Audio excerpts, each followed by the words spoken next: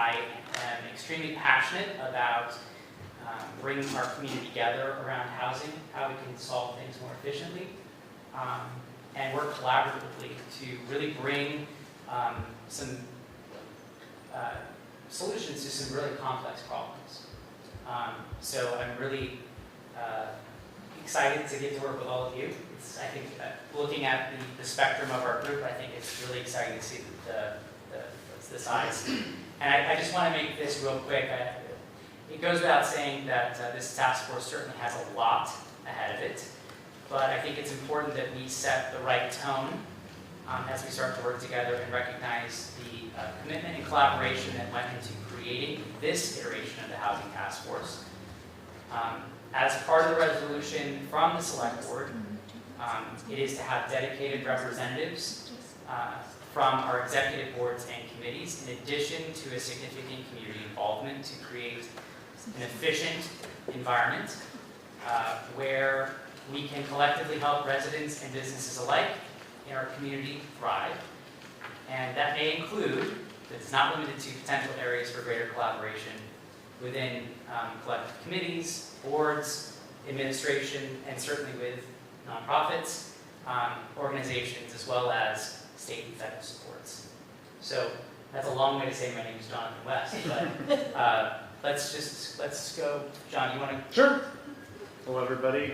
On screen as well as here and on TV. I'm John Burnham. I'm the Executive Director of the Manchester Business Association and was involved in the other Housing Task Force since its iteration a few years back. So thrilled to be part of this and looking forward to hopefully making some inroads in some of our housing challenges that we have. I'm Joanne O'Connor, and I am retired. I moved up here with my husband about 5 years ago, actually 5 years tomorrow, from Massachusetts, and I'm very interested in being on this committee. I'm very excited to join everyone else here, and as Jonathan said, find solutions to the crisis of housing that we have all over the country, but of course here in Manchester too.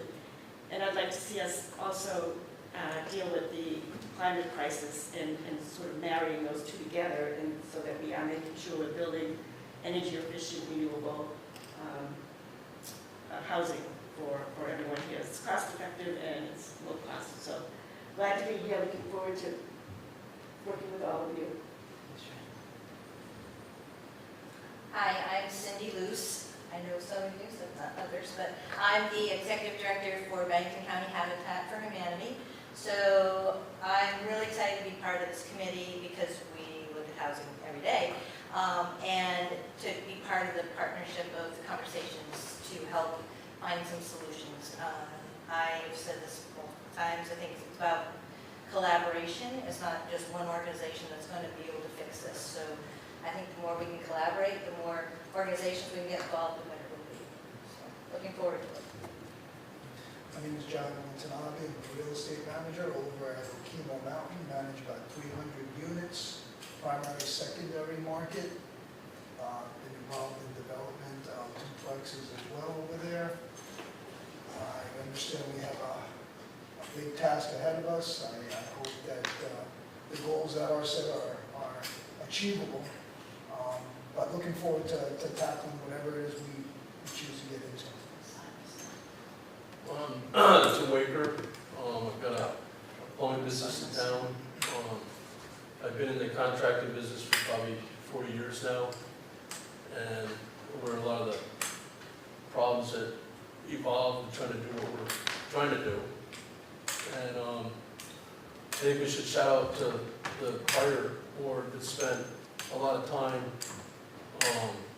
getting to where they, what they did. And I think they deserve credit for what they did.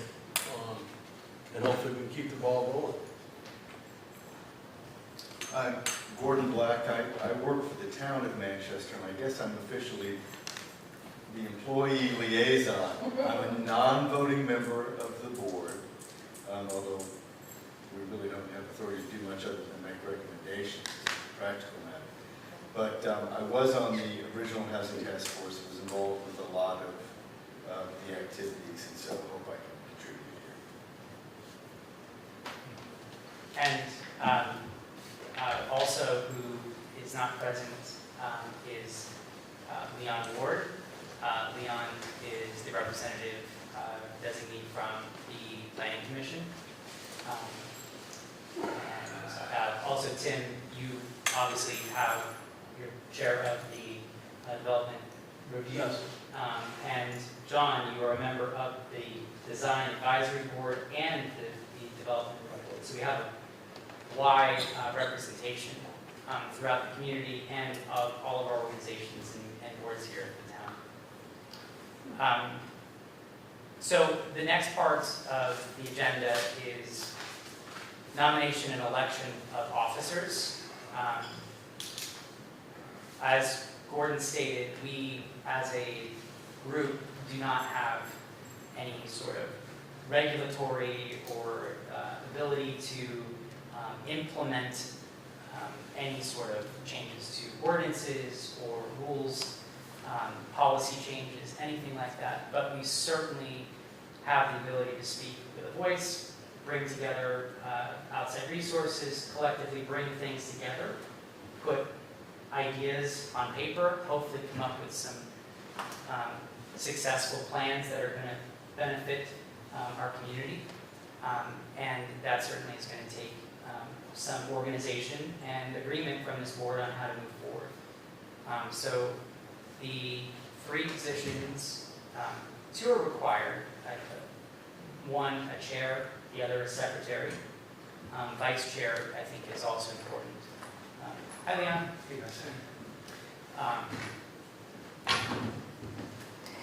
So before we get to that, Leon, we just went through the introductions. If you wanted to just introduce yourself really quick. I am Leon Ward, I am the Vice Chair of the Planning Commission, and I build houses out of that.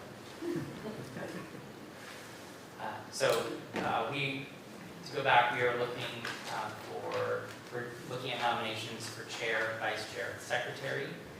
So I'd like to see if there's nominations for chair. I would like to nominate Jonathan for the Which one? chair. This Jonathan. Jonathan West.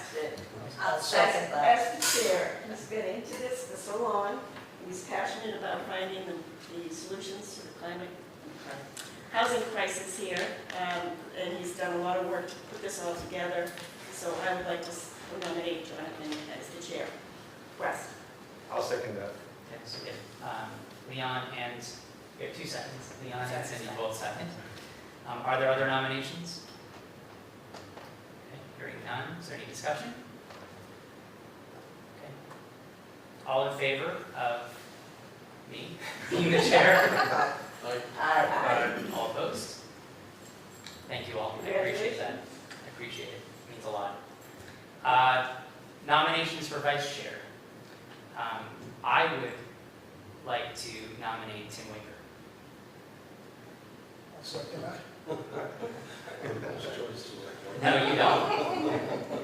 Okay, so it's been nominated and seconded. Are there other nominations? Okay, hearing none. Any discussion? Okay, all those in favor of Tim Waker being the vice chair of the Housing Task Force? Aye. All opposed? Okay. Congratulations, Tim. Thank you.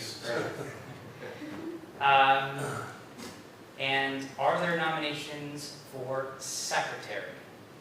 I personally would like to make a nomination for Joanne O'Connor as our secretary. Second that. Are there any other nominations? I'd just like to say, in other capacity, Joanne and I have worked collaboratively as actually chair and secretary as well, so we have some experience working together in those types of scenarios, and she has a great template for making sure that we stay on track. So, All for it. all those in favor say aye. Aye. All right. If I could butt in for 1 second. So if the secretary is going to prepare minutes, I'll help you. You'll have to get those to me and I can post them, and I'm happy to help in any way I can to do Okay. that. Okay, cool, good. Thank you, Lord. Guess you'll have to post them in so many days, right? That's right. Yeah, We can talk about that okay, after the meeting. yeah, All of them.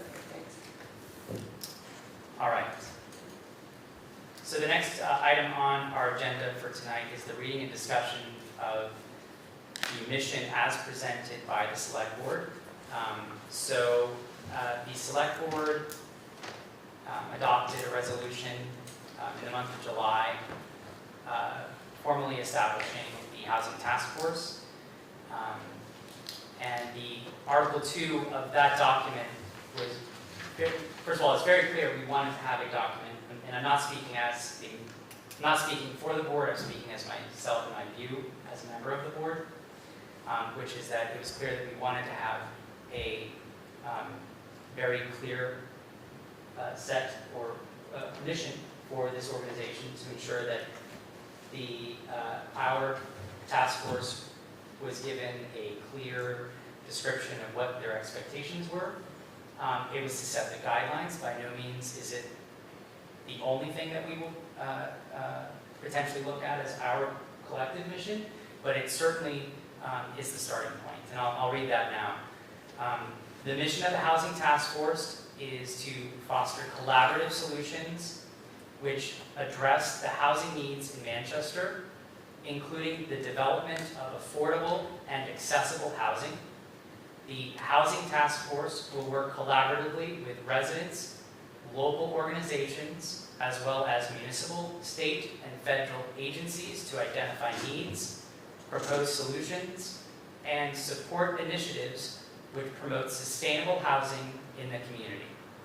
So that is the mission statement. We've already discussed the composition, where we have a member of the Select Board, a member of the Planning Commission, a member of the Development Review Board, and 4 members of the community at large. The responsibilities as outlined by the Select Board is certainly not limiting, but the general direction of things that we're expected to work within the boundaries of. Needs assessments. So conduct regular assessments of housing and community development needs within Manchester. Policy development, develop and recommend, as a key word, recommend policies to the Select Board that promote affordable housing and sustainable community development. Community engagement, foster community involvement and gather input through public meetings, surveys, and other outreach efforts. Number 4 is collaboration, work with local organizations, governmental bodies, and residents to support and implement community development initiatives. And the final is reporting. Provide regular reports to the Select Board on the task force activities, findings, and recommendations. In general, they ask us to hold regular meetings, and all meetings are conducted in accordance to open meeting laws, and that the Housing Task Force shall report to the Select Board on a quarterly basis for updates. And that the terms of the members of this committee are ongoing. They are not limited to a number of years. So that is the resolution that was adopted. And I just wanted to add that I think it's really important that we look at this,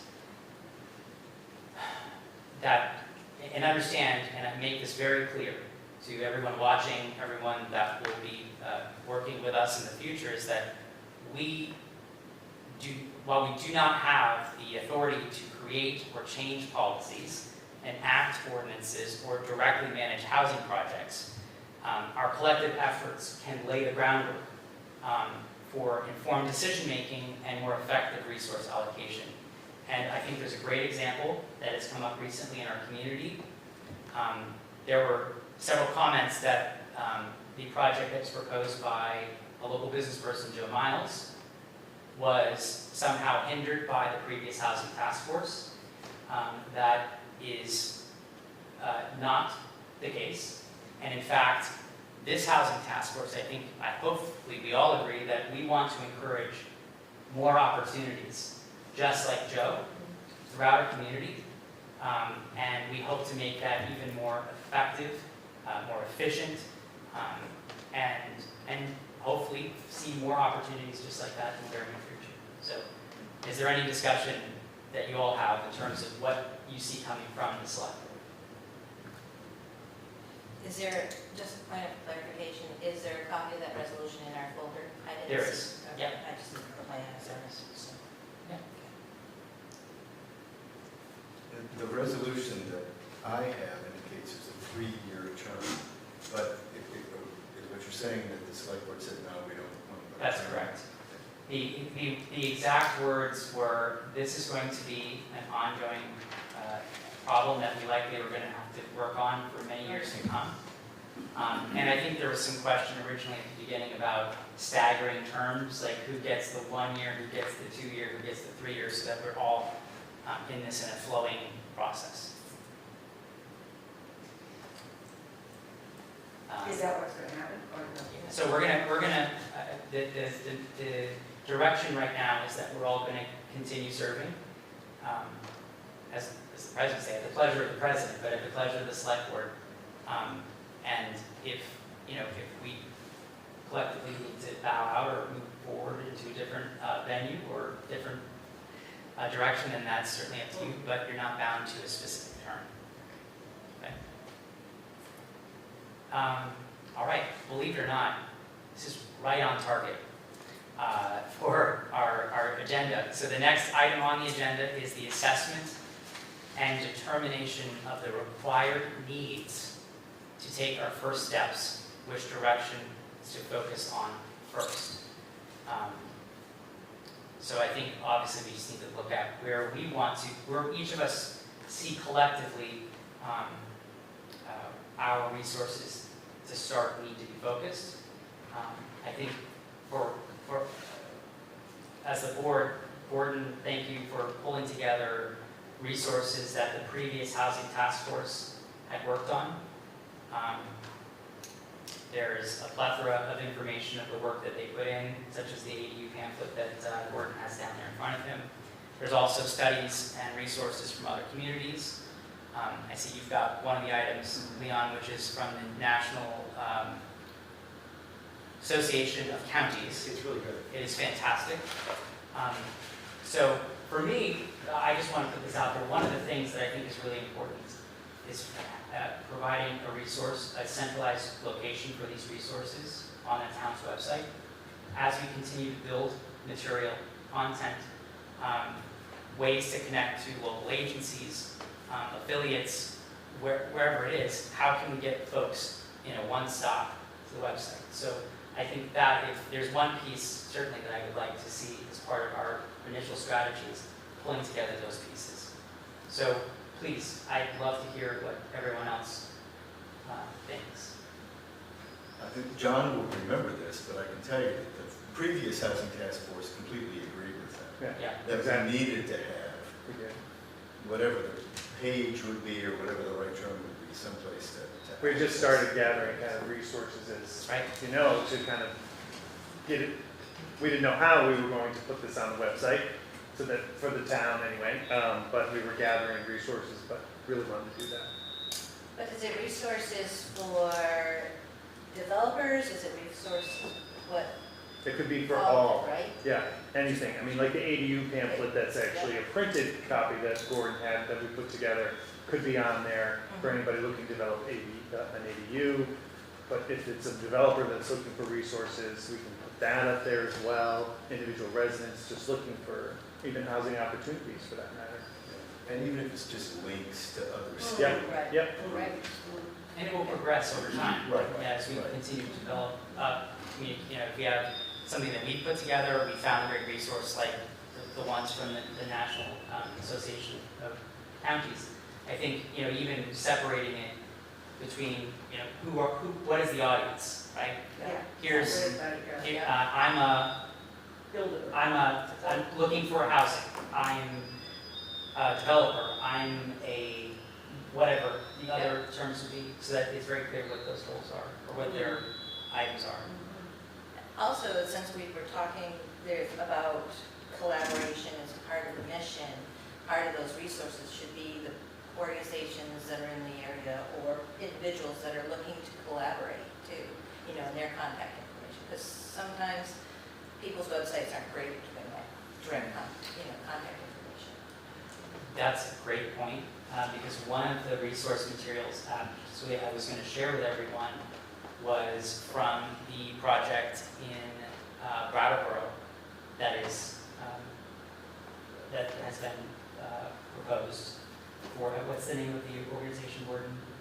I put you on the spot, right? You did. Okay, I was just talking about that yeah. a couple of days ago. So as an example, their website is down. Okay. So I wasn't able to provide the materials, but that's a great example of, making sure that those resources are available. And I think there's definitely a significant amount of them Yeah. in just our local community, but even beyond. I pulled up something that was just released from the Vermont Department of Housing this spring. Yep. And I find that this is very helpful and probably pertinent to the community that we are involved in. Yeah. Yeah, and I actually did not put that in the folder, but I will get the PDF. Yeah. And ultimately, I think all of these materials, even obviously based on open meeting laws, we have them as part of our resources, so we need to make them public as well. They are all public documents, but I think having them in one place so that everyone can see what we're working from, right? I think it'd be important to also have the grant money and the money that either at the federal, the Inflation Reduction Act money, all of the things where we can consolidate that information on funding piece of this, section that lists out all the grants that we can find that would be helpful for any builders or, because I know that a builder can have get $5,000 off building a house that meets all the efficiency requirements, $5,000 off. It used to be $1,000 or $2,000. Starting in 2023, it's $5,000. So a builder can take those incentives and really run with that. So if we had something like that, we know all the funding. And John Burnham, Yes. well, Gordon will remember this too, but as part of the discussion from the Woodstock group, Mhm. one of their, I think, success stories was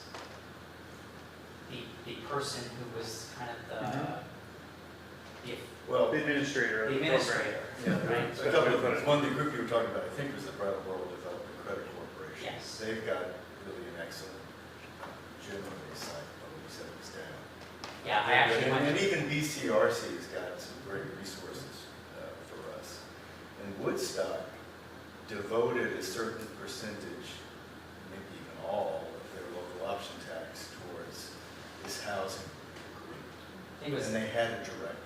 yeah, and I think what they actually was they took, because they did not have a local options tax on their lodging at the time, so they took that and devoted the 1% to the Downtown Development Corporation, and then half of that went to the Housing Trust Fund, which was part of it. But as part of this, they hired a part-time person Mhm. to be the person that you call, hey, I want to build a garage, but I want to put an apartment above it.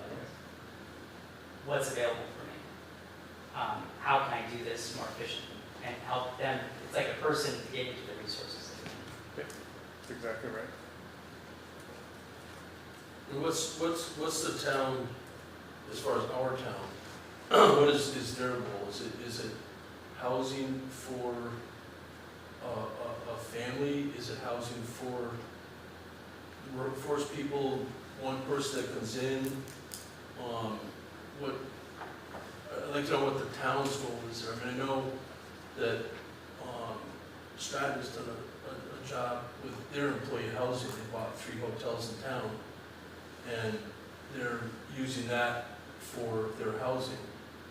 And I think if larger businesses with multiple employees follow something like that, I think it helps out. 'Cause last night we had a preliminary hearing, and one of the ladies was here, and she said that the amount of houses that they had to rent in Manchester, Londonderry, Bonneville, now they have this hotel, it's freeing up those houses, so the employees who rented in houses before don't have to take up those houses, so that frees those up for other people that might have a family and want a place to stay. So that, Do we know if those houses actually became rentals, long-term rentals, or if they became short-term rentals after? I do not know what they did. And that, you know, and on the short term end, I know that's probably a tough thing, but if we, personally, I think that, I feel it does hurt the rentals in the town, because if you have an Airbnb, someone comes in for a weekend, or a day here and there, I think a house would be better served to have a full-time person in there. And I don't know, I know you said the 1% sales tax, or if there was a percent, not sales tax, but town tax. Local option. So the local option. Local on option the tax. Rooms and meals, And rooms and meals, but we already have that.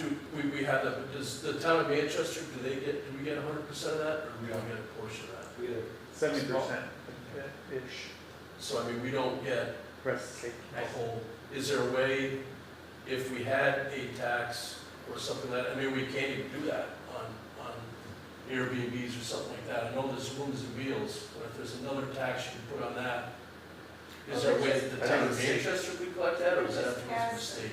We just passed as part of the state tax. An extra tax on short-term Yeah, rentals. short-term They did. rentals, Through Airbnb and stuff, but that's just going to the state entirely, it's not Oh, coming back to the Well, city. I guess that's the question, if we had, if the town of Manchester is looking to do something, if the town of Manchester had a tax that we personally could collect, put towards our goal, and not go through the state, and I don't know if we can do that.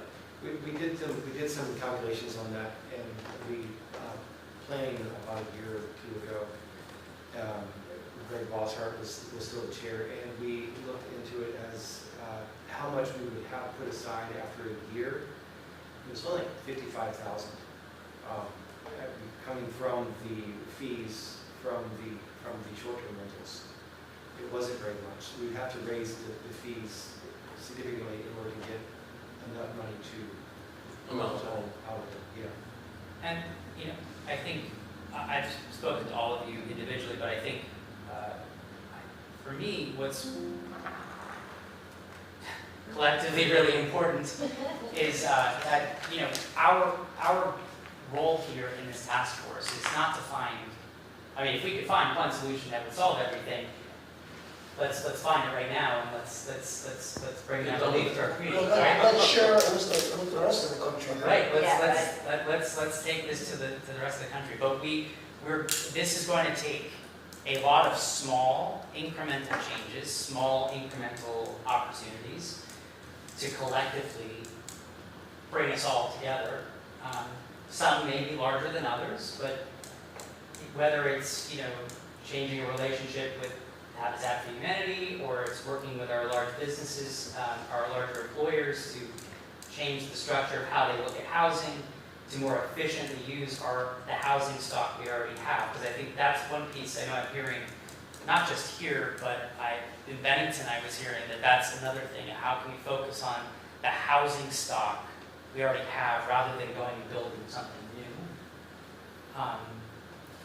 So So to go down that same road, I don't, and forgive me because I don't know all the details of the Manchester numbers, but what is the population for seniors who are living in houses that are too big for themselves, for them?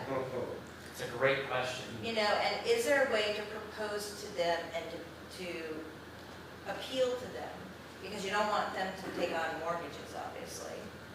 But somehow they sold their larger house and were able to move into a smaller house that was, you know, really nice, you know, it's a nice place. But like if we could make more of the community kind of, you know, senior community, I mean, that's one thing we've been talking about. Just to clarify, I live in North Bennington, so I'm also in the Bennington conversations too.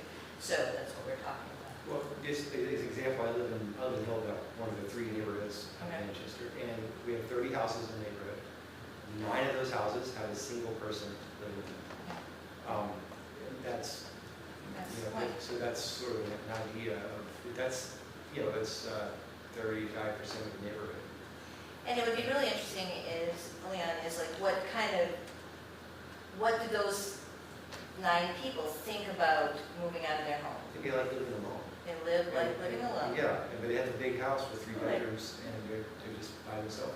Yeah. So Like that's, live alone in a tinier house. right, at one time they had kids living there, they Yeah, had kids around the yeah, house, and so. Right. They're used to it, yeah. They're used to it, and so it's tough to get them to change that mindset and want to leave. Well, beyond changing that mindset, what are they going to move They into? moved to, right, exactly. Because They there's- build them That's not smaller the houses. option, right, and I don't mean to say that, but that's what we struggle with, and this Yes, is like, it's right, full right, circle yeah. about. Well, And- they and have If a- we had an apartment building that had beautiful one-bedroom apartments that these folks could move into, some probably would, and it would free up some of that larger stock that we have out there. In the past couple of years, we've had 3 of them were elderly that moved out of the homes, and they immediately became short-term rentals. And we have another neighbor, she's retiring from them, she's about to sell her home. And I have a good feeling it's going to be another short-term rental as soon as she leaves. So, so John, sorry, I gotta clarify, John Burnham. Yeah. So, one of the things that you shared was a survey that you sent to your businesses regarding what their needs were. Yep. And I think that was done in what, 22? 22. So, Yeah, like, I mean, it's a couple years ago. Yep.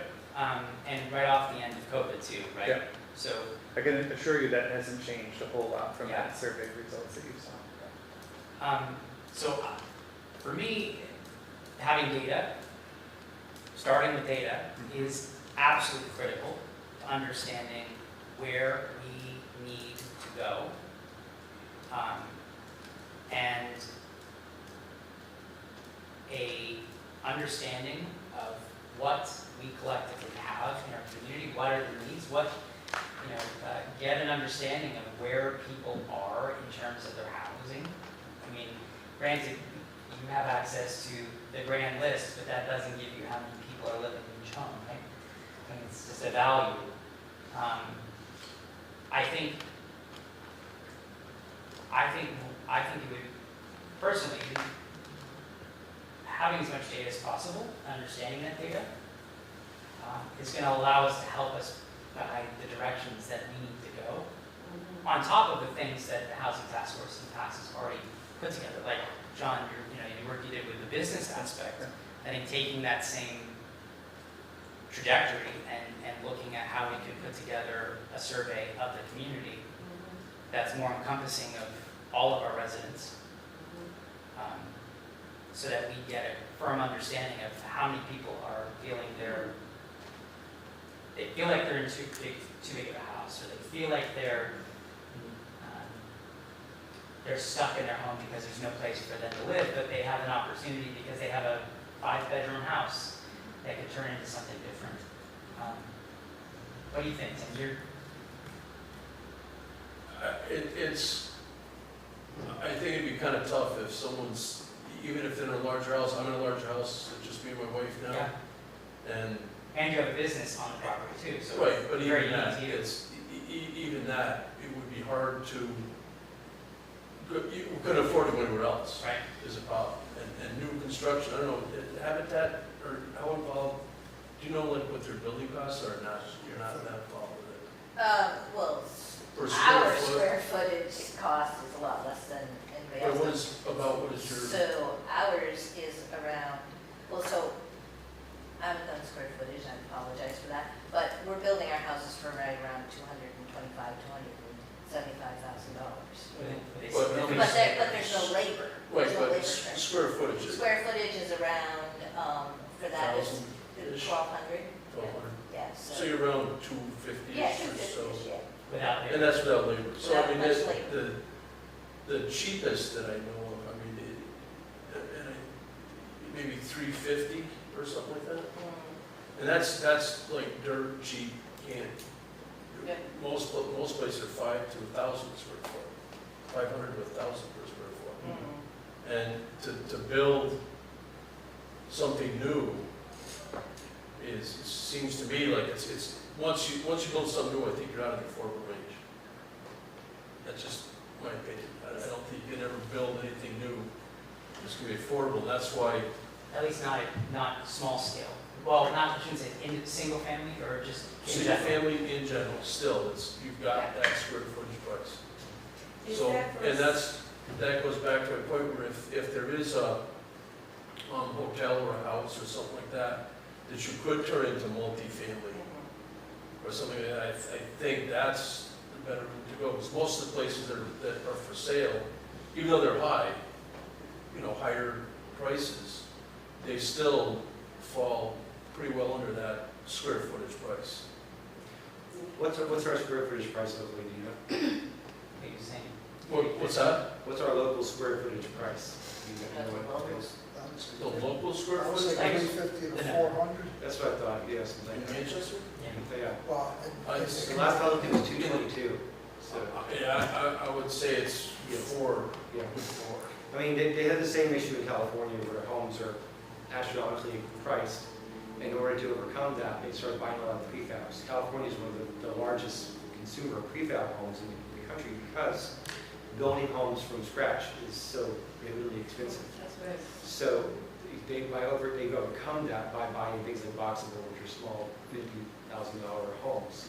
We actually had someone, we established, one of the things that we did from kind of after the first 2 months is that we said, well, similar to what we're trying to do here, which is what is our mission or goals, we already know what that is, but we looked at it from a short-term solutions, long-term solutions, and I think the communication, how do we get the word out about all the things that we're doing via different forms. Anyway, so one of the subcommittees that I was on, we actually had a company out of, I think it was California or maybe the Midwest somewhere, that does exactly that. They showed us how they have these cube homes that they put together in a community that actually are really nice, and it makes them much more affordable because it's all prefabbed and built and then brought and just, Right. And energy efficient. And energy efficient, yeah. Right. yeah, so, I talked Small to- footprint, as they say. and I have that information. I talked to a builder out of Canada, not far away near Kingston, and they build 3D printed homes. And they would bring the equipment on site and just print the whole house out and move over to the next one, and the price comes down to like half of what it is for stick. Yeah. Well, they could do we've done some prefabs, the plumbing and obviously plumbing heating. And most of the people we've dealt with, they have about 150 a square foot. Correct. That's in the house. Correct. That doesn't include the hook up the electrical, hook up the plumbing, land costs, excavation, I think site work. when I looked at Westchester, which is one of the larger ones here in the Northeast, Avalon Homes, I think, they typically say, and this is when I was reaching out to them in 2019, their price was around, they said 90 per square, but double the cost for, because we were looking at multifamily, I was looking at multifamily at the time. Now, that was 2019, clearly everything doubled at that point, so we're still looking You're at still at 300 to 400. Yeah, if you got 150 for the building, that's installed, put together. Yeah. The nice thing about those, they do go quick. You can have them up in Right. a week, they're all, the appliances are in, everything's in, but. And of course, finding creative solutions as well in terms of the land which they're on and working with land trusts or different opportunities like that should certainly be, I think that no opportunity should be off the table. We should look at being creative wherever we can.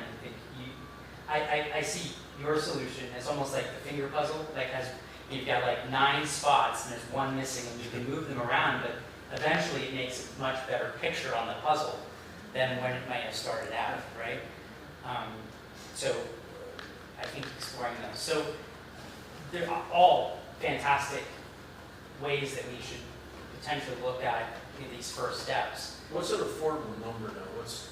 As far as affordable housing, I don't know, is it a $200,000 house or 300, what is the number? 175 175. for affordable housing. These aren't people who are middle class, these are people who are, lower class and, making $18,000 to $20,000 a year.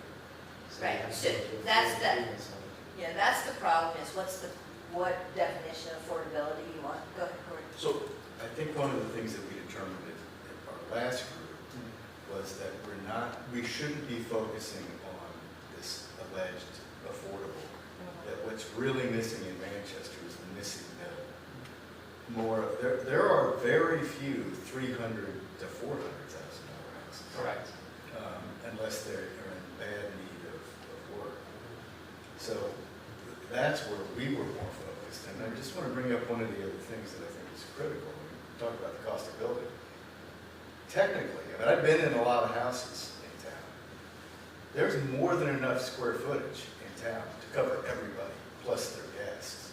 But you have a lot of places that are one person, not in a 2,000 square foot house, but in a 10,000 square foot house, or an 8,000 square foot house. More than 50% of the houses in Manchester are owned by second homeowners. That does not mean that they're Airbnbs, that they're second homes.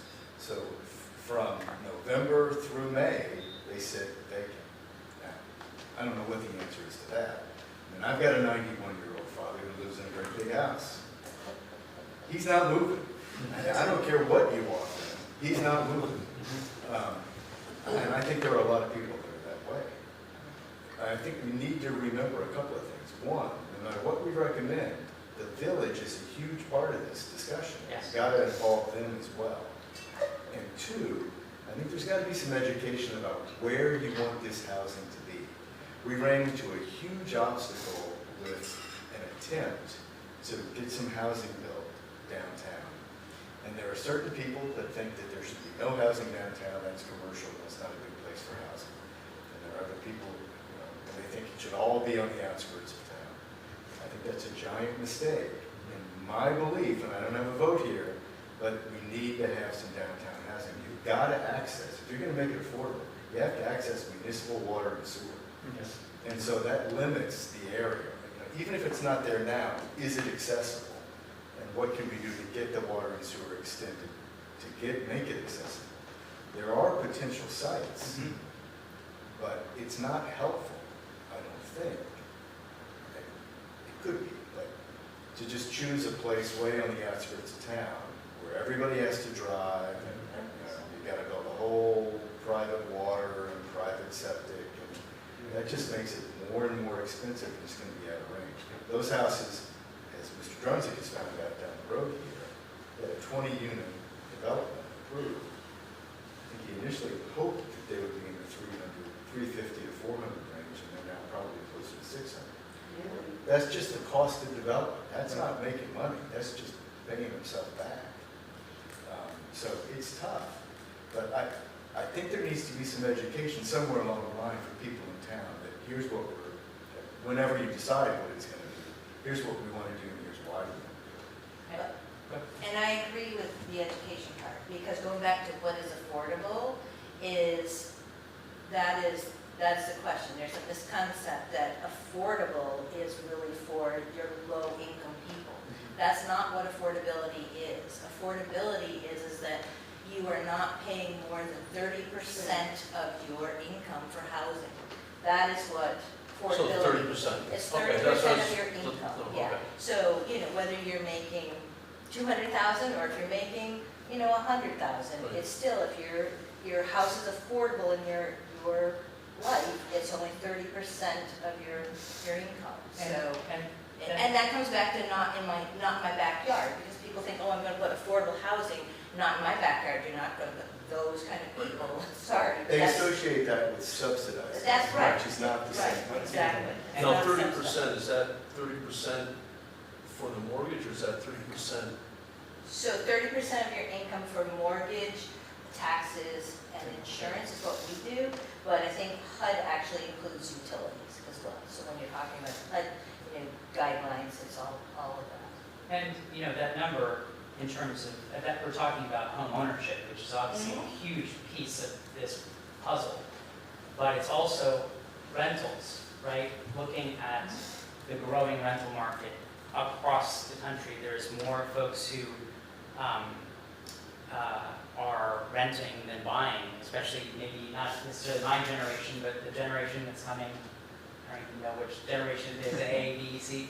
But the point is that if you look at rental prices as well, as comparative to that same figure of 30%. Now granted, the numbers of rent is baked in the cost of taxes and maybe some utilities.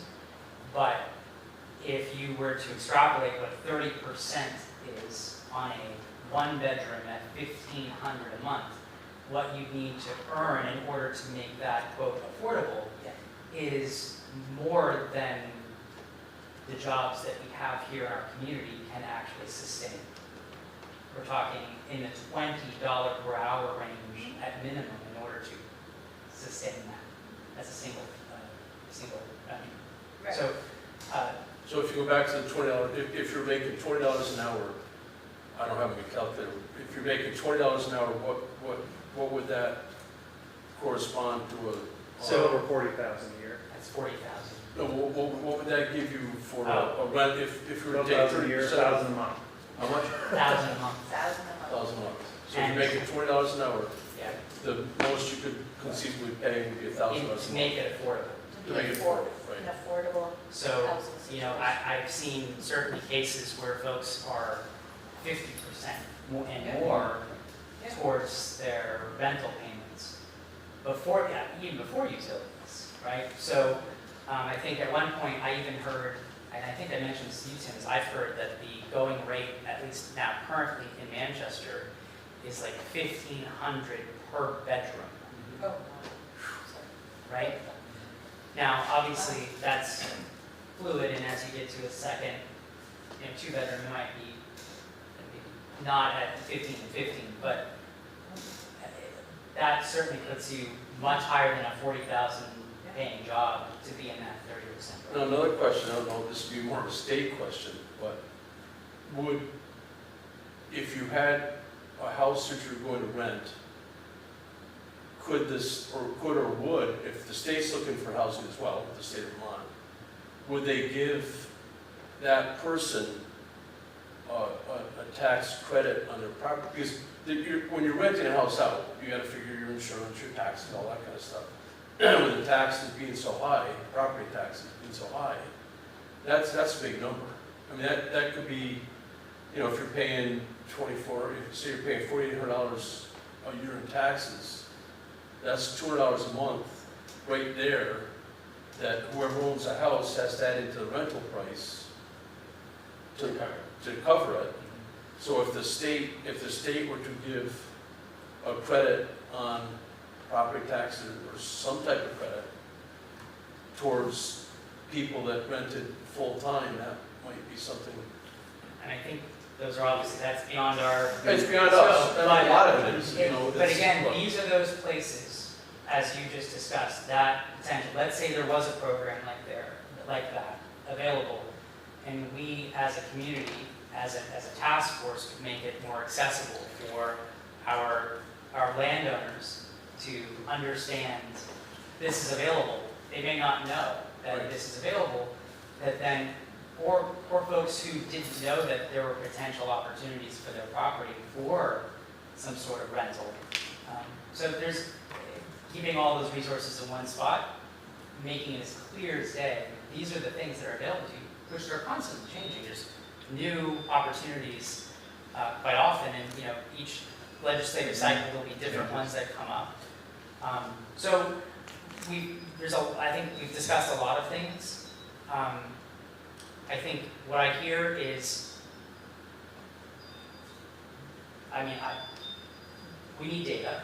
We need to understand what's out. We need to understand what's out there. Gordon has put together, and we'll talk about it here in a few minutes, some of the potential housing sites that have already been identified either by the previous task force or as Gordon as currently on the market, or potentials.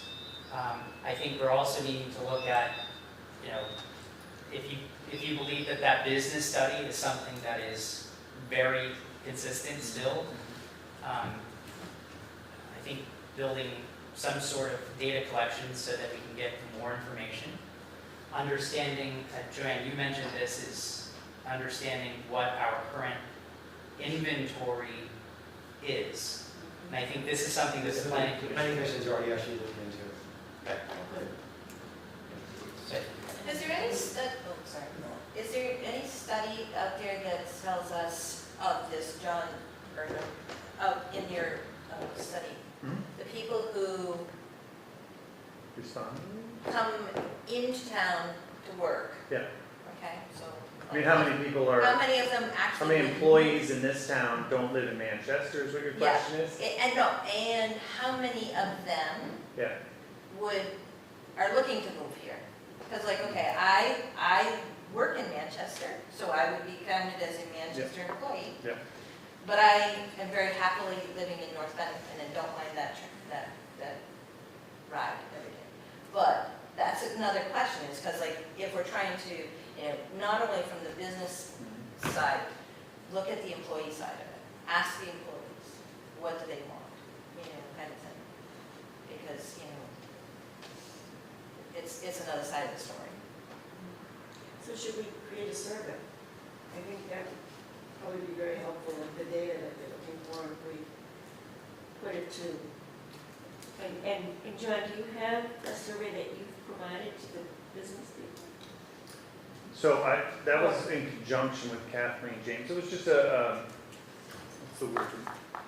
Anyways, you can create them fairly easily, it's just, going back to, she had sent me her original thoughts, and I went and tweaked it based on what she was asking, because I think it was a little too complicated. Not that people couldn't figure it out, but just, they wouldn't have put their, yeah. So you want to make it simple, you want to make it easy to understand and quick to fill out, otherwise you're going to lose it. Yeah, so, I mean, some of the Survey. questions that were asked were, Okay. have you been fully staffed in 2022? Yeah. How difficult has it been for Oh, you I see. to find Okay. qualified employees during 2022? How many days were you short-staffed? How many employees do you have? What percentage of the employees live in Manchester? Yeah. For your employees who do not live in Manchester, where do they live? I can suggest, browsing through this list, there is no single place referenced more than New York. Yeah.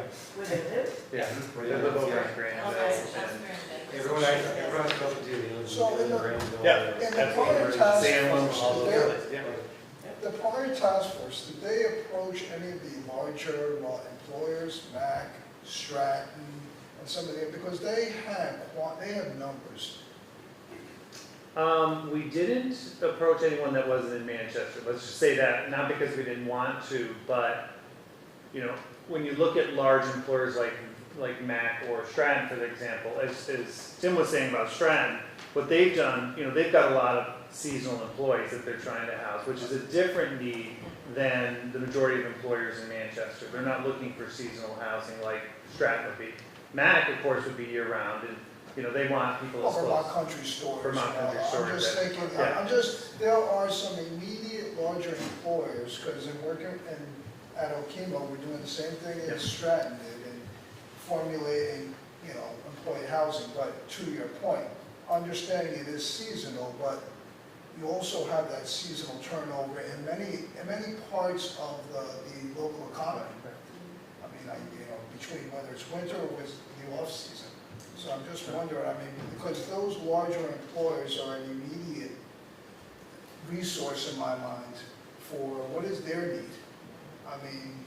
They're already up and running, they're established, they know what the need is, and to the extent that they want to go ahead and become part of, a committee or a group that helps support themselves. And to be clear, it's not just those large organizations, not large companies, it's also the RSU, right?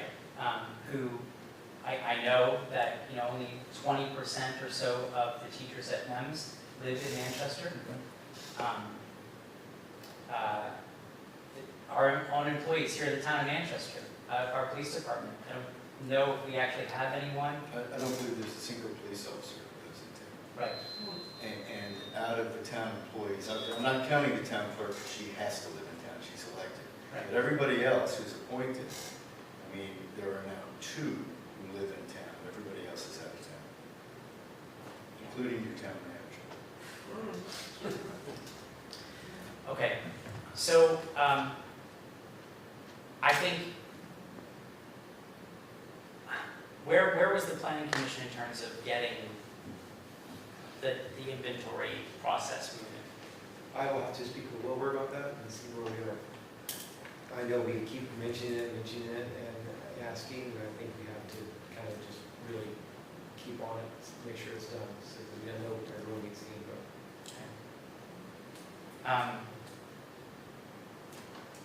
I think a takeaway and what we should focus on is what questions we want to ask. I think we should see if we can find some surveys that have been produced from other towns. Whether it's a similar town like Manchester, I think the questions are relatively going to be similar wherever you look. And look at how we can get that out, implemented. I think it's really important that we try our best to bring it to the largest employers and organizations in our town to help get as much response as possible. And start tabulating that information so that we understand more where specifically the need is here. I think with that, with the data on our existing housing inventory, I think it's going to be beneficial to helping us make a decision. I think there was something else that came out of all of this. Actually, Leon, you had mentioned your connection or relationship with... Michael Monty, he runs the Champlain Valley Land Trust, Okay. and he's been doing this for 40 years. They built thousands of houses all over Vermont, and he would have everything we need to get started already in a packet, pretty much. So, And you, I so want to talk to that man because, yeah, yeah, we're, we need to talk afterwards. okay. Yeah. so, I mean, collectively, I'd like for us to think about the questions that are important to, from each of our perspectives. I mean, John, I can't say John W. John, you've got experience as, large-scale property management. Tim, you focused a lot on businesses like Stratton, large organizations. So think about the questions that, yes, even though they may be more seasonal, what are the things that's going to get us the most accurate data points? From your perspective, like from lower income families and those who are struggling to continue to stay in their communities, what is something that is important from your perspective? And then, obviously we're going to be reaching out to businesses naturally, but it's going to be more focused on individuals rather than businesses, but we'll bring it to all of the businesses to ensure that we capture that information. Will the survey be for individual family people, or is just businesses for that? It's So- individuals, but we'll take. But yeah. people that just, the population in the town in general, would we be sending it to them, or just businesses? I I think have a question on that first, Okay. which is not that I don't agree with it, because you can wake up a survey real quick and we can send it out. Right. Do we have email addresses for all the residents that live in Manchester? No. And, yeah, so, how do you get a survey in their hands? And if you do a paper survey, How to get it in. how do you get it in their hands? Which would be, not saying we shouldn't do it, but I think those are the Right. steps that we Right. should be kind of looking at. as equitable as possible. Right. Yeah. Couldn't it be inserted into some of a bill or something? I know we did that with Energy committee. energy committee stuff. They inserted something with a tax bill or a water bill, or, can you do that? I can tell you that folding 3,000 bills and stuffing envelopes is already burdensome for the employees. And throwing more paper on top of it doesn't. Okay. It's not, I'm not saying that we wouldn't do it, I don't mean that, but nobody would be happy about it. We can get all- It's possible, it's possible. I mean, if the select board directs it, of course. Well, it seems to me though, appreciating we're gonna put together the survey, and been down that road with surveys. We have quite a ways to go before we even consider where and who it goes to, in my mind. Mhm. Develop it. Well, and I think we gotta focus on exactly what the questions are going to be. Right, And yeah. so, to get to how it's gonna be distributed, I think we're Sure. far certainly part of the discussion, but we do need to get all of the questions and data points that are going to be necessary. We may forget some. Well, I mean, to the extent that it can be offered through media, Yeah. whether it's the local papers, Yeah. I mean, I'm sure that they'd be happy to go ahead and insert something like that in for From us. local. Oh, they're paying attention, Sharice. There are a lot of different ways to go about it, Yeah. but I mean, I think the survey, in my mind, having done many of those, you gotta really focus on the questions. Sure. At the end of the day. And don't make them too complicated, Absolutely. but make them, 100%. Too long. 100%. yeah, you want the, yeah. Okay. Concise. So I think what I asked is if we all come back at the next meeting with what we collectively believe are and we can start, pulling ideas, but I think ultimately, let's come together with what we believe as the first building blocks of the survey. And then we can worry about how we're gonna get it out beyond that, once we've tabulated everything and put everything together. Yeah. Are we supposed to be able to hear everybody speaking? There's no microphones in here, Mm-hmm. so I apologize if you can't. Yeah. We'll make sure to speak up.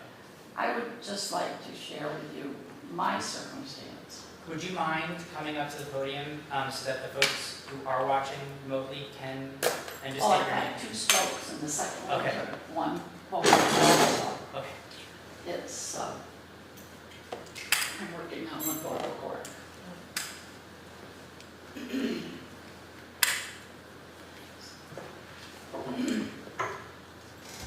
I've been in my house 60 years, 60. This past 2 years ago, they called me in to say that they were changing the zoning. Okay? When I bought my house, it was part of our sessions farm. So my land is agricultural. Then Dufresne built all the houses on the hill. So they gave them an overlay of residential. So now, they said, I can use my land for nothing except 10 units per acre. I have no intentions of moving anywhere. I have short-term rentals. The reason I have short-term rentals is because I've had people completely destroy my property.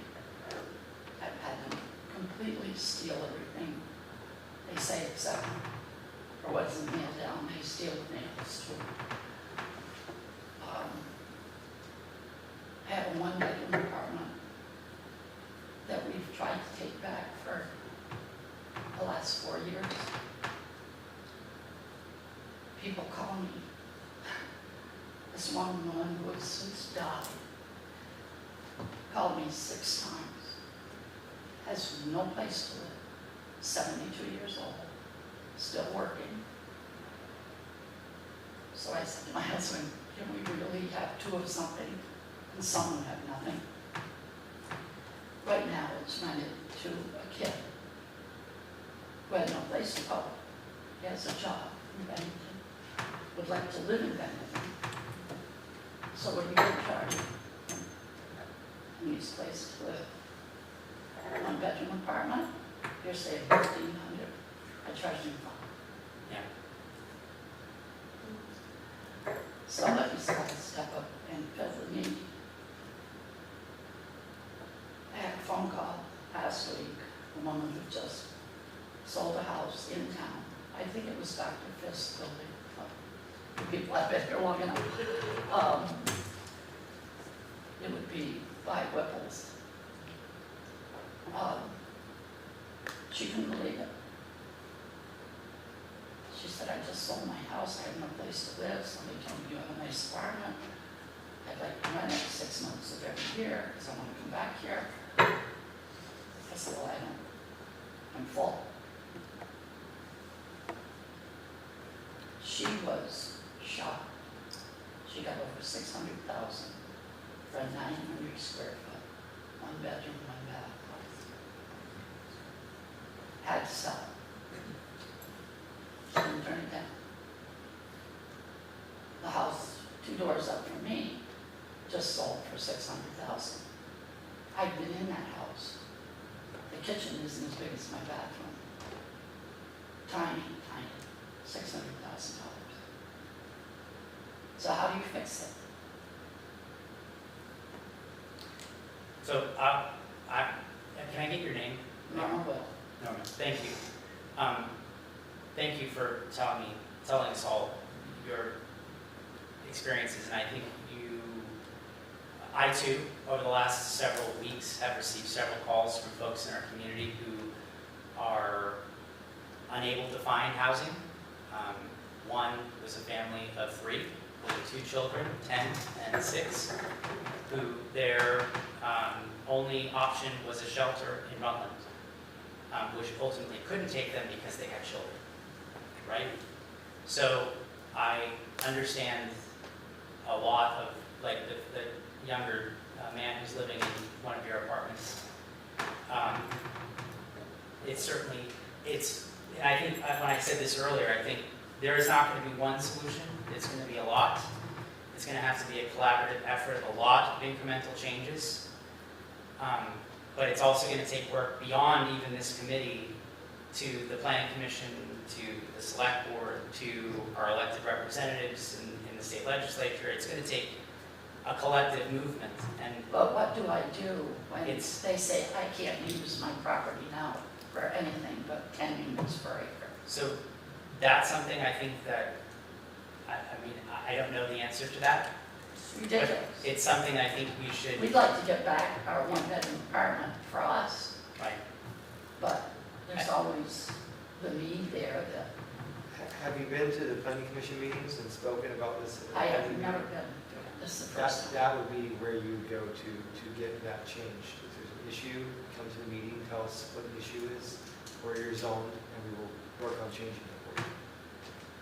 I think we're having some talks about it right now, about changing that exact ordinance you're talking about. So they came and said, last year, oh, we're gonna put in water and sewer, but it's not gonna cost you anything to put it, because it's supposed to go to Riding Ring Road. well, thank you. Stop at the, Yeah.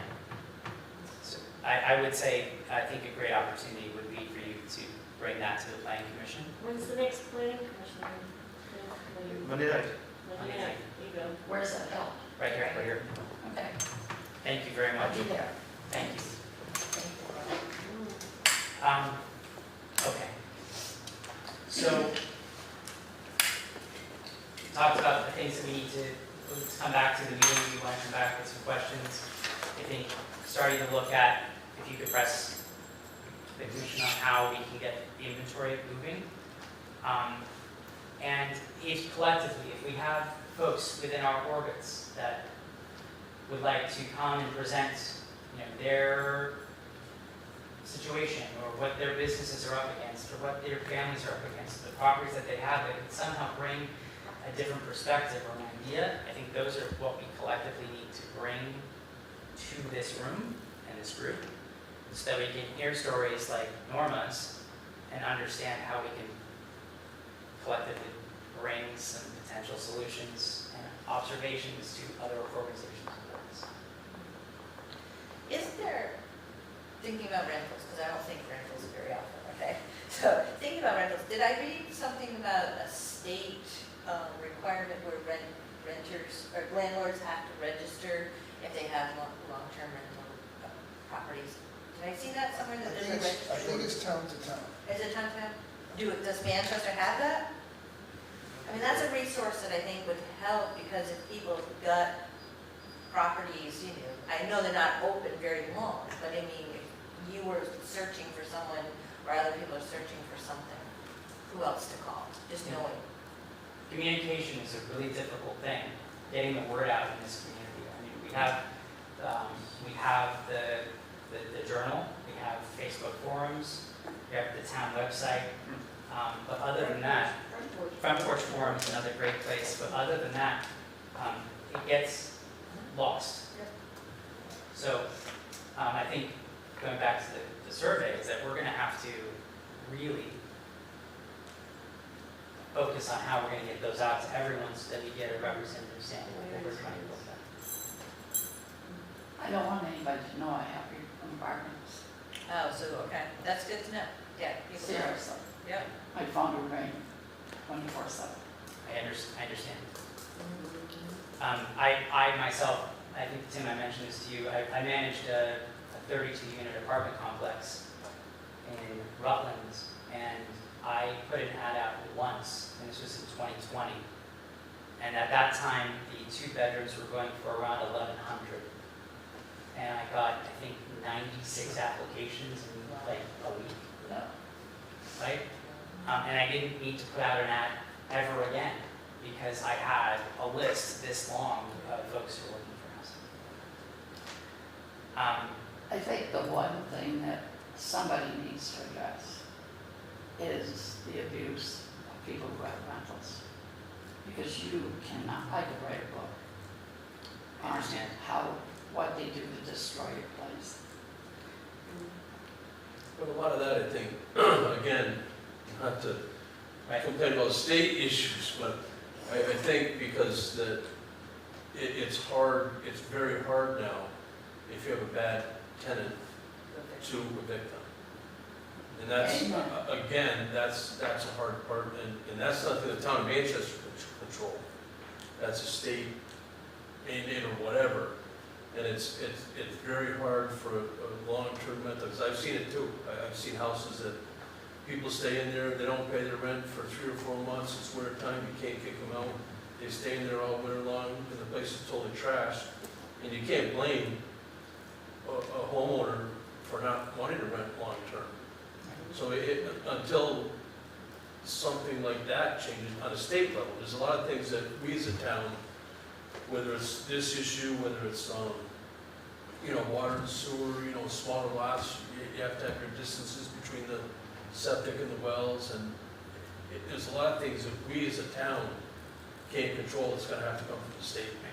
So our hands are kind of tied, we're trying the best we can, but if the state's not there to help us out, Sure. what can we do? And Tim, I think one of the things, before we move on, is I think one of the things that you and I talked about is that I think it's really important for us to identify later down the road the things that we can actually do, rather than giving examples of if you live in your zoning district and you have a property that is X size, here is what you can do that applies to your property, rather than waiting for someone to come with a property or an idea that might be too large or doesn't fit the scope of the property, finding ways to be more efficient.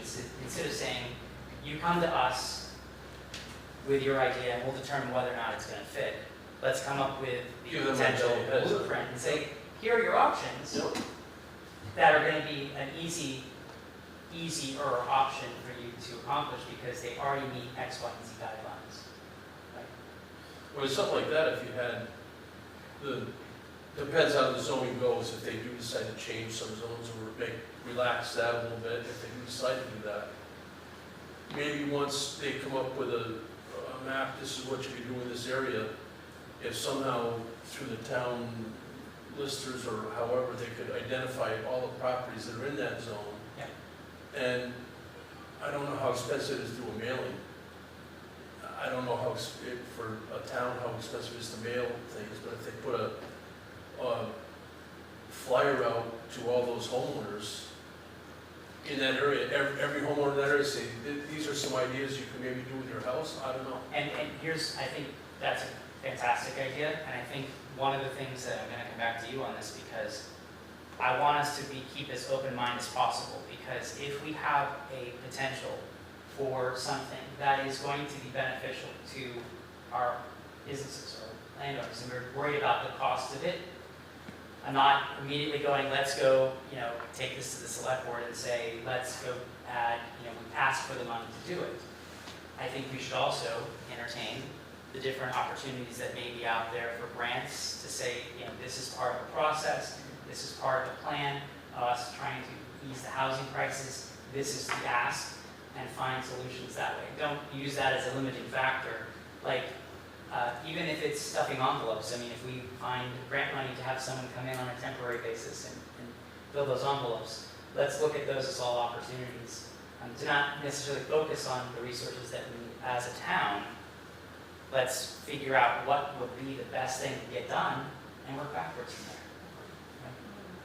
So Norma, getting back to your issue, there's an agency up in Middleburg called Vermont Landlord, and it's an agency that works primarily for landlords and provides you with a lot of the information that you would need to kind of move ahead with tenants, whether it's screening, whether it's eviction, so on, but it's a membership-based organization, but they have legal representation in-house, along with a whole set of boilerplate guidelines across the board for anything that you would be doing. I think it's Vermont Landlord Association, correct? Yes, that's correct. And I have actually the name of the firm, Zakowski, I think Yeah, is the name yeah, of the yeah, firm.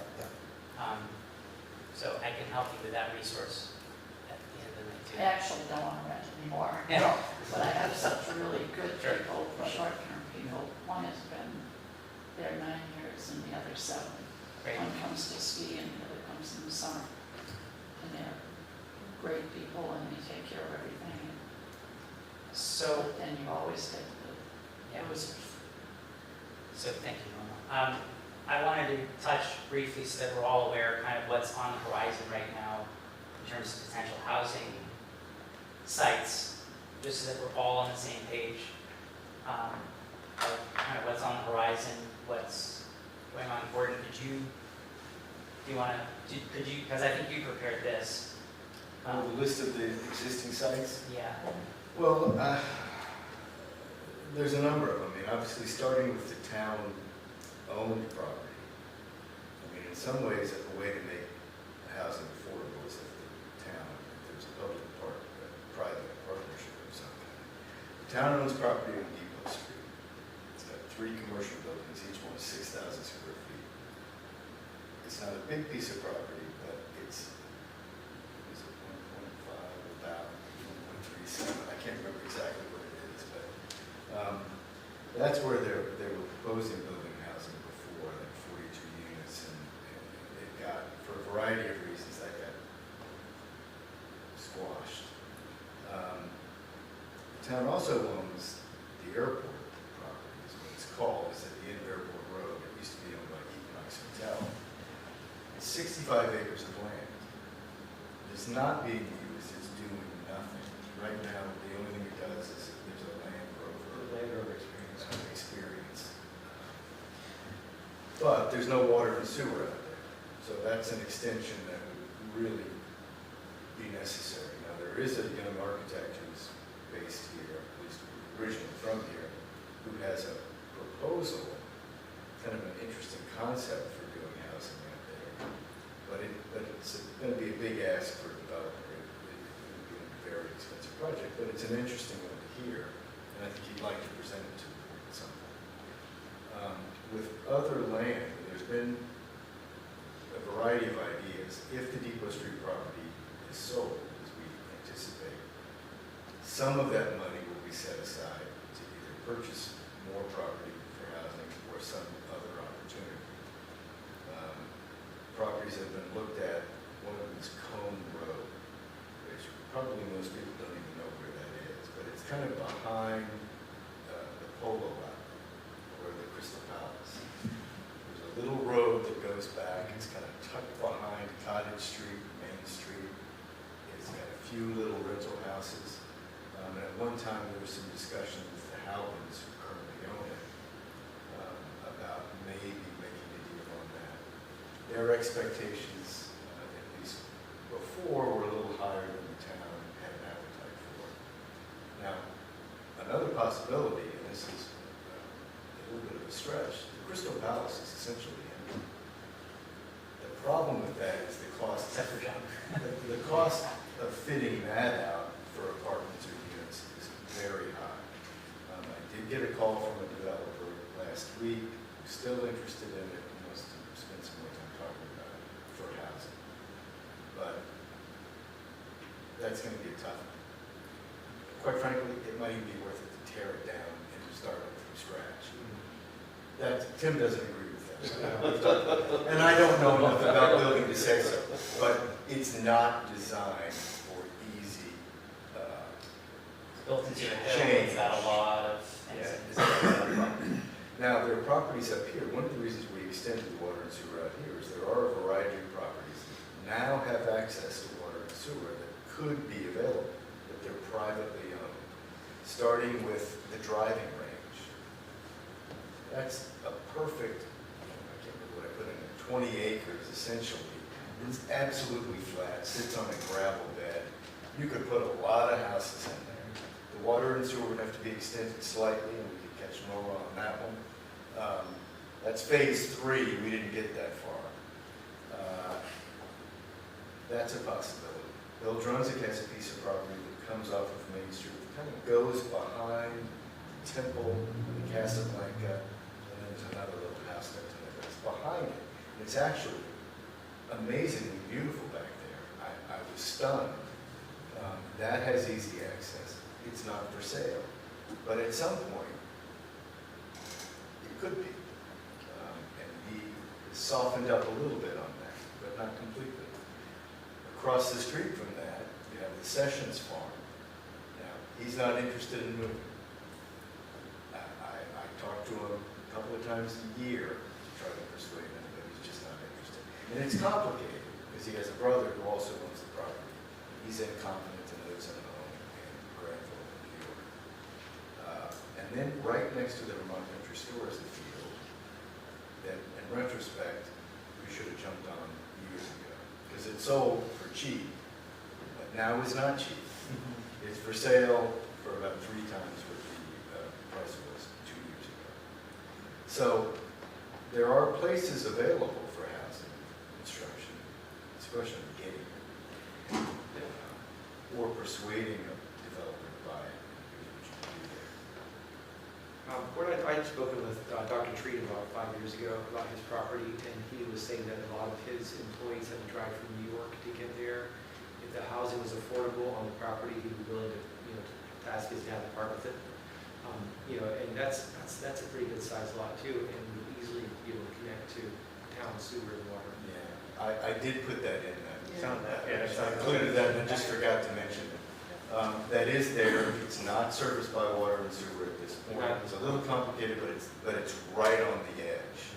So it's possible. And then the other one that you have on here is also Dorfield, so it has the rec center. Well, Mr. Dorr, as everyone knows, has a lot of property that would be perfect. Yeah. He has not seemed willing to do so, although he has said, sure, if the right price came in, I'd sell. Right. Getting to that right price is difficult, and people have made efforts to do that, and are still making efforts to do that. And, sometimes he can be very reasonable. So there's still a possibility. There's a very large piece of property right next to the rec park, which would be perfect. I will say that one of the complicating factors here is that I am aware that the BRSU or the Taconic Green, whatever they're called these days, is looking for a potential site for a middle school. And so they're also looking at all of the same properties that we're looking at. Now, they don't have the money, and they're a long way from getting approval from voters for that kind of money, which would be very large.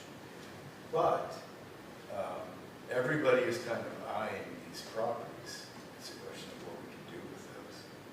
And there's no water and sewer there, but again, It's not surmountable. Yeah, right. But again, what are we what type of housing are we looking for? Are we looking for a house, an apartment buildings, what, Or maybe a combination. I I think would there say, is. I think we need to be thinking combination, because you're gonna want to have some rentals, but I think also if you get the single family homes, you're gonna get some of your younger families to stay, because that's what they want to buy homes. I think if you can think about a diverse neighborhood, then that's what you really want. but is- again, even if the land was free, Mhm. even if the town were to give up the airport property, Mhm. for someone to come in and develop, to build houses on it, if it's $300 to $400 a square foot, I mean, is that what we want in town, more, $400,000, $500,000 houses that nobody can afford? Right, yeah. Nobody that works here can afford, so I don't see, I think if we're gonna talk about development of any property, we should start with the one that's closest to sewer first, and then work our way out. Exactly. and then Yes. Yeah. Because in order to keep the costs as low as possible. which is still expensive. Still expensive, but It is. we can build 1, 2, 3-bedroom homes Yeah. on lots, and, by having that 1-bedroom option, it's gonna encourage people who are living in a 3-bedroom home in town Yep. to possibly move to that 1-bedroom and then rent or sell their 3-bedroom. Shires Housing would still love to do a project here, but they're not building houses for families. They're really creating places for people to rent. And they can do these buildings because they have essentially federal subsidies that help them do it. But it's a question of finding a location for them to do that the town will not come out and force and oppose. And so that's where that education comes in my view. I also had some conversations with Kat from Shires, and we talked, because they are a developer, and this is where we're trying to go with our organizations, is that they do the rental part, but maybe there's an opportunity where we have property. They're the developers, they kind of do all that part, but we as Habitat could come in and do some housing too. But then there could also be, some other organization that comes in and builds a different, something. So this is what we're talking about, is collaborating, and if they've got the knowledge for developing and doing the developer infrastructure and all that good stuff, pulling other people into it. Right, and they're also property managers, and I know that during the last process, some people in town came out and said, oh, these places are dumps, and the police are always there. Well, it's simply not true. I mean, we live not that far from a place in North Bennington, and I drive by it all the time. It's very well maintained. They're clean, they're nice, and I'm not aware, I know that there was contact with the Paul Doucette, the Bennington Police Department, who said we haven't really had any problems like that. So I don't know what they were talking about, but that's the type of misinformation that can spread and scares people off, and it just amplifies that not in my backyard. Does it make sense to invite some real estate brokers to help us understand what's available on the market, even from a retrofit? It'd be nice to understand what's in the community, even outside of the community, from the standpoint of what's retrofittable. I gotta imagine there's a handful of brokers that will probably be delighted to be involved in something like this, or at least add input, whether it's within Manchester or in the surrounding areas, because if we can start with, as Tim said, with buildings that are already existing, and the brokers, in my mind, are the first, that's the first resource we should be asking for something like that. Yeah, I'll give credit to the Halvins with all of their properties. Properties that they could turn into apartments, they've done that, and they've done very well with them. They continue to do this, and they're not short-term rentals, they're long-term rentals. Other ones, though, they have looked at carefully, like the Crystal Palace, and have just said, we can't make this work because of the cost. And unless the rent would just be so high, not healthy to us. Well, I think if we've learned anything, the Bill Trunzik property is a perfect example of this development and thinking that, we can start out of the ground and make it affordable. I'm with Tim. I think it's a hard pill to swallow on that. That could be more long-term, because if you Well, think about it, absolutely. right, 100%. if we're able to lessen the pressure, let's say, just like, so that we're not as a competitive market, that could potentially help costs come down, potentially. But these are all places that, yes, that's under, there may be areas for us to find additional, there's a large project that just got $650,000 in Rutland County from the federal government to offset those costs, right? So if we're in a situation where we can look at those as options, I think we need to be open for business for those. Okay, So let's all collectively get together with our real estate friends. And let's, I think it's important, we have to have as much input from folks like Norma and your husbands. We need to have real estate agents and much input as possible so that we can collectively make these decisions. The last thing on the list I'd like to go to is actually the planning of the frequency of our meetings. As we're putting on the 7 o'clock hour. I think at minimum, we should be a month. I know as we're heading into the school season, I know not everyone has kids, but certainly for my house, I can't wait for the next 2 weeks to go by. My house would. Yeah, so we're on the same page. So, I mean, I think to get things started, I would love to, we would entertain meeting every other week or every 3 weeks. I know it's a little bit more difficult, at least just to make sure we're getting things moving and then maybe work backwards from there. Or everyone's I'm thoughts fine there. with 2 weeks. I'm fine with 2 weeks from now. Or for 3. Because they've got so much other. Yeah, I'm okay with it. I'm good with 3 as well. That also varies what day of the week what week of the month it happens, so it might work better with some other people's schedules. So if we're looking at the calendar, so today is the 15th, so that would put us out the 22nd. That's the first week of September. I know the second, which is a Monday, is a holiday.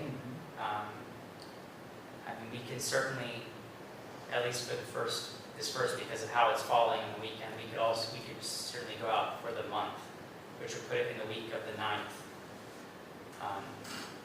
Well, I was gonna ask a question, because Yes. since we use this room, like we as a housing task force used to have the challenge when Fitting it in. fitting it in between all the other meetings, so first of all, does Thursdays work better for everybody?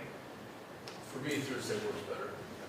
I think Thursday is a day that there are typically not meetings. Right. So in essence, if we stuck with Thursdays, we could just rotate it every 3 weeks and go from the one that's coming up on the 5th to the one on the 26th, Correct. and know that we have this space, and if it works for all of us, you could. And we're talking about the same timeline, 5:30 to, What is that? How does that fit? Is 5:30 better than 5? I'm oh, retired. 5:30. For you, it's probably 6 o'clock in the morning. Okay, no, that's fine, I'm just. I mean, 5:30 is fine. 5:30 is That's fine. like- 5 or 5:30 works for me, so. Yep. I will just say out loud, probably once in a while, a Thursday meeting, I won't be here because our Habitat board meeting is going to be scheduled for Thursdays. Thank you. Occasionally. So are we looking at the 5th of September at 5:30? Mhm. All right, this, And then be what, 26 would be the next one? Yeah. and then 26 would be the next, yeah. So just so I understand, so the next meeting is, the agenda will look like, Steve, I think that's a great question. I think we have some deliverables that we want to come back to in the next 3 weeks, which are our collective individual ideas and questions. If we have examples of surveys. Also, we talked about reaching out to real estate brokers. If we have some that we would like to line up to come in and give us a discussion, that's something we could entertain. We want them to discuss like what's What's on the on the what's on the market. market and what they feel, from my perspective, what they feel could be convertible. You know, I mean. What do they see as successes in Bennington or Manchester or Yeah, well, Rutland? and educate us on the price point. I think we need to understand what we're talking about, dollars and cents for us. Is there anything else we want to put for next? Do we, my friend Michael wanted me, Yeah, mention them. Would it be beneficial for him to do a Zoom call into us for like 10, 15 minutes and do a presentation on what the land trust does around Vermont, and maybe some ideas to help us get started? Yeah. Okay, that we'll set that. So if not the 5th, then the 26th. Okay, Those are the next two. sounds good. All right? Yeah, because they don't come all the way south. No, they do things, some things statewide. But majority of their work that they build is, they work with other towns like ours. But most of what they do is up in the road. Yeah. But they can help us get things started, Start, our land trust ourselves, like some of these properties the town owns. Yeah. Set them as land trust, that way when we build on them, the people who buy the homes on the property cannot then turn them into short-term rentals. Right. Because it's owned by the land trust, and that's part of the situation. And Right, the property. And then I think the last piece is also starting to put together, if you collectively found resources or like have access to, let's start putting those in our shared resources that we can make available. And also think about how we're gonna start getting some of this material available. If there are resources and organizations in, Cindy, in your orbit, I know, the reason why I think this is important to get up sooner rather than later, because Norma's not here and she's speaking to the folks who didn't have homes, but I know in the case of this one family, they didn't know who to call. Right, that's what I'm saying. And they were on the phone with 211 for close to an hour before they spoke to someone as they were being evicted from their home with 2 kids under the age of 10. So finding those places that we can provide, even those sort of resources. Here are the places to call in our community, Bennington County Coalition for the Homeless, whether it's Brock. Obviously, that's just one end of the spectrum. There are certainly other places and resources that folks moving to our community may not know about, whether it's, this is the best place to find, it used to be Craigslist, this is where you can find your rentals, right? That's not the case anymore. Here are the real estate agencies that offer rentals, here are the X, Y, and Z, so that if someone does call it town, for instance, they can dive into here and say, here are the resources that we have available to you. And a question for the group, do you guys think it would be beneficial if the planning commission put a moratorium on new licenses issued for short-term rentals?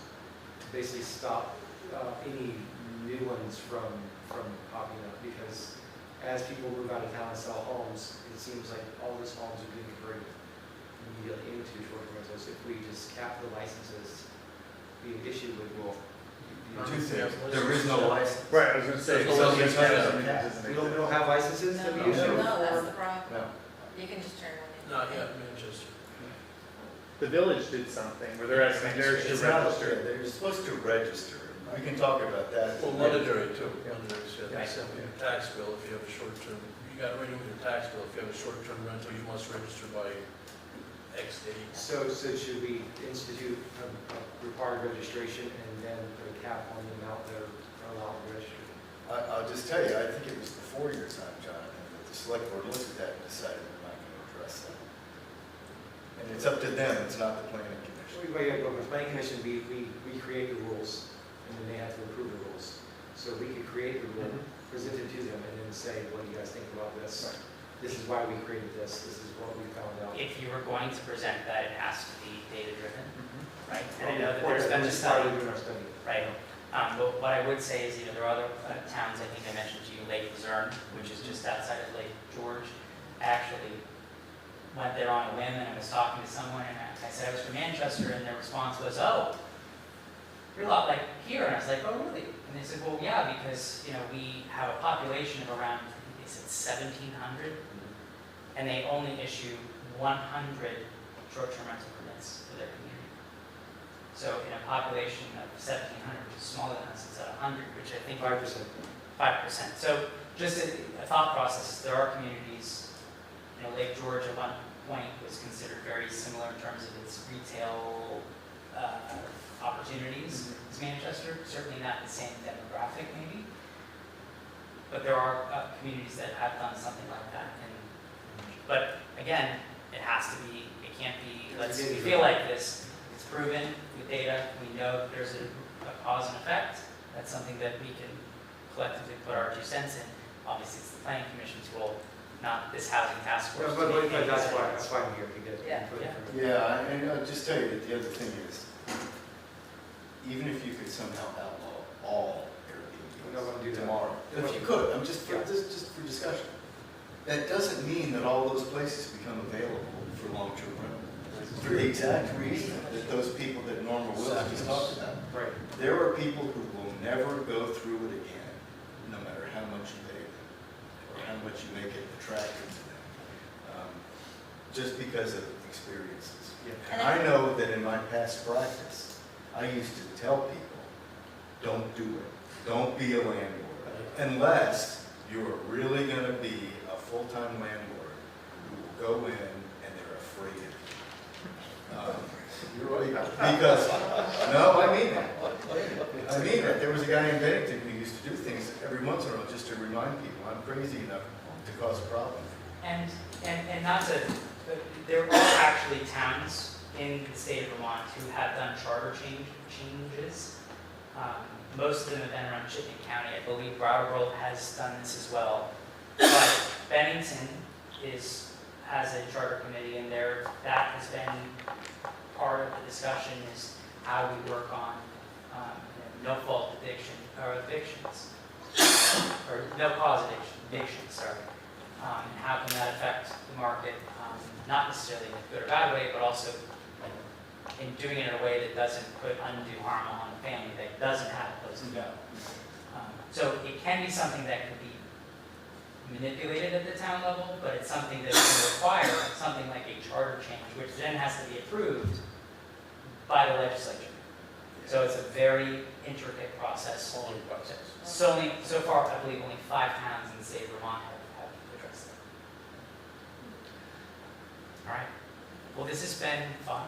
And thank you all. Is there anything else? Lots. I make a motion we adjourn. I second that. Second that. All in favor, say aye. Thank you all very much. I was actually going to stall. Exactly.